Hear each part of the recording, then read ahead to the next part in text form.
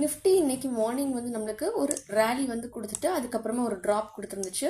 இந்த இடத்துல ஒரு சப்போர்ட் லெவல் அப்படிங்கிறது இருந்தது. மார்க்கெட் அதுக்கு கீழே என்னதான் போயிருந்தாலுமே ஒரு சின்ன ஒரு கன்சல்டேஷன் எடுத்துட்டு அதுக்கு மேலே வர ஆரம்பிச்சிருச்சு.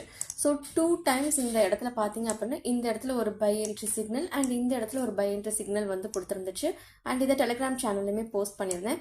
ஃபர்ஸ்ட் டார்கெட் லெவல் பார்த்தீங்க அப்படின்னா நம்மளுக்கு வந்து ஹிட் ஆகிருச்சு. இது வந்து நிஃப்டியில் மட்டும் இல்லை, ஈவன் பேங்க் நிஃப்டியிலுமே நம்மளுக்கு வந்து ஃபர்ஸ்ட் டார்கெட் லெவல் வந்து கம்ப்ளீட் பண்ணியிருக்கு. ஓகேவா? So first target level complete பண்ணதுக்கு அப்புறமா மார்க்கெட் நம்மளுக்கு ஒரு புல் பேக் எடுத்துச்சு. ஸோ அந்த புல் பேக் பார்த்தீங்க அப்படின்னா இந்த லெவல்லையே ஒரு சின்னதாக எடுக்கும் அப்படின்னு நான் எக்ஸ்பெக்ட் பண்ணேன். ஆனால் இந்த இடத்துல ப்ரீவியஸ் ஸ்விங் லோ, இந்த ஃபர்ஸ்ட் டார்கெட் இந்த இடத்துல இன்கேஸ் யாராவது ரீடெஸ்ட் என்ட்ரி எடுக்கணும் அப்படின்னா இந்த இடத்துல எடுக்கலாம் அப்படின்னு மென்ஷன் பண்ணியிருந்தேன். ஸோ அதுக்கப்புறமா போகிட்டு ஃபர்ஸ்ட் டார்கெட் லெவலில் கம்ப்ளீட் பண்ணியிருக்கு.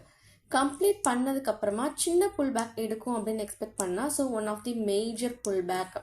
அதுக்கப்புறம் மார்க்கெட் வந்து நம்மளுக்கு ஒரு டவுன் சைட் வந்தது. ஆனால் இது வந்து ஃபர்தராக இந்த இதுலேயே எப்படி கீழே போகிறதுக்கு சான்சஸ் இல்லை.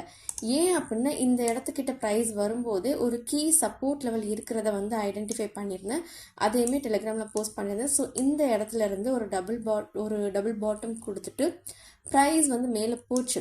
ஆனால் இந்த இடத்துல அகெயின் ஒரு ரெசிஸ்டன்ஸ் இருந்ததுனால இந்த இடத்துல ஒரு செல்லிங் என்ட்ரிக்கான ஒரு கன்ஃபர்மேஷன் வந்து கிடச்சிது. அதுக்கப்புறம் மார்க்கெட் நம்மளுக்கு ஒரு டவுன் ட்ரெண்ட்லேயே இன்னைக்கு லோலையே வந்து நம்மளுக்கு க்ளோஸ் பண்ணியிருக்கிறாங்க. ஸோ எப்போவுமே வந்து பார்த்தீங்க அப்படின்னா மார்க்கெட் நம்மளுக்கு அட்லீஸ்ட் ஒரு பர்ஃபெக்டான என்ட்ரி, மொத்தம் டோட்டலாக 4 என்ட்ரி ஆப்பர்ச்சுனிட்டிஸ் மார்க்கெட் கொடுக்கும்.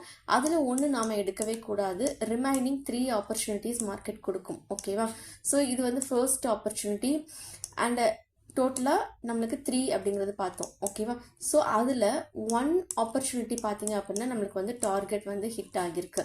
அதுக்கப்புறம் இந்த இடத்துல ஒன்று எடுத்தோம், பட் இது வந்து நம்மளுக்கு பர்ஃபெக்டாக போகலை, போச்சு.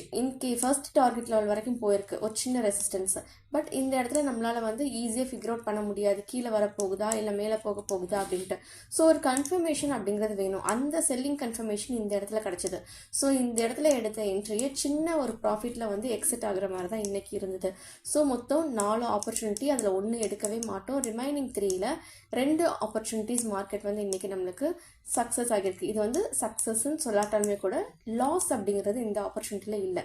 ஸோ மார்க்கெட்டில் எப்போவுமே நம்ம வந்து எங்கே இம்பார்ட்டண்ட்டான ரெசிஸ்டன்ஸ் சப்போர்ட் லெவல் இருக்குது அப்படிங்கிறத தெரிஞ்சுக்கிட்டா மட்டும்தான் இன்கேஸ் இந்த மாதிரியான இடத்துல நம்ம வந்து சிக்கும்போது அந்த லாஸ்லேருந்து வெளியே வர்றதுக்கான ஒரு பாசிபிலிட்டிஸே மார்க்கெட் நம்மளுக்கு உருவாக்கி கொடுக்கும். ஸோ நம்ம எப்போவுமே இதெல்லாம் தெரிஞ்சுக்கிட்டு தான் நம்ம வந்து ட்ரேட் பண்ணுறதுக்கு ஸ்டார்ட் பண்ணணும். தேங்க்யூ.